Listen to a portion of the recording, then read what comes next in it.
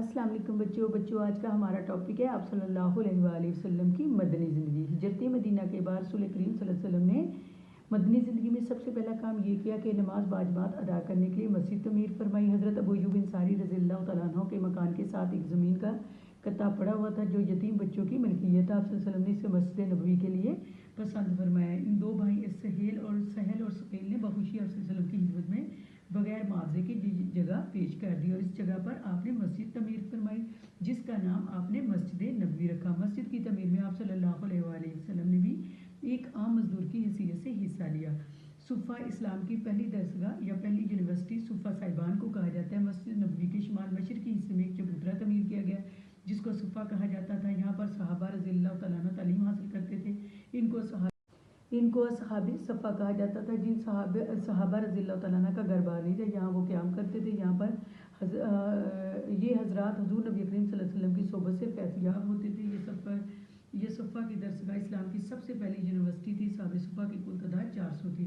پھر اذان کی ابتدا آپ صلی اللہ علیہ وسلم کی مدنی زندگی میں ہوئی۔ رسول کریم صلی اللہ علیہ وسلم نے باجماعت نماز کا اہتمام فرمایا مگر ابھی اللہ تعالیٰ کی طرف سے اذان دینے کا حکم صادر نہیں ہوا تھا۔ صحابہ اکرام مختلف خیالات کا اظہار کرتے رہتے تھے لیکن آپ صلی اللہ علیہ وآلہ وسلم نے ایک دن ارشاد فرمایا کہ مجھے بذریعہ وحی اذان کا حکم مل چکا ہے۔ اس کے بعد حضرت بلال رضی اللہ تعالیٰ عنہ کو مؤذن مقرر کیا گیا۔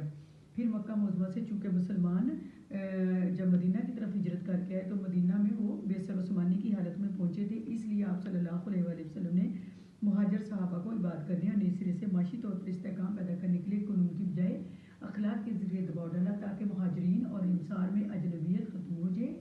آپ صلی اللہ علیہ وآلہ وسلم نے ایک ایک مہاجر کو ایک ایک انصاری کا بھائی بنایا۔ انصار صحابہ نے بھی جان نثاری کا ثبوت دیا، اپنے بھائی کو اپنے ہمراہ گھر لے گئے۔ تمام اثاثہ عرض کے ہر چیز میں سے نصف کی پیشکش کی۔ تاریخ اسلام میں ایسے بھائی چارے کی مثال ملنا بہت مشکل ہے۔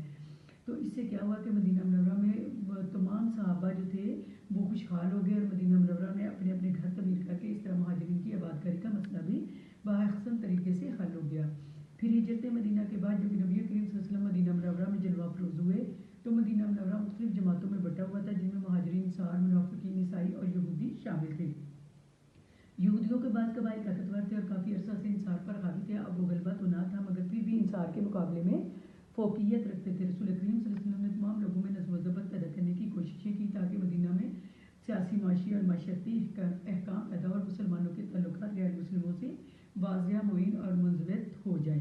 مدینہ منورہ میں حضور نبی کریم صلی اللہ علیہ وسلم نے امن و امان برقرار رکھنے کے لیے مدینہ منورہ کے تمام فریقوں کو مجتمع کیا یعنی جمع کیا اور باہمی رضامندی سے ایک معاہدہ طے کیا جس کی اہم شرائط تھی، اس کی تقریباً 15 شرائط تھی، ٹھیک ہے، جن پر ماننا سب پر لازم تھا۔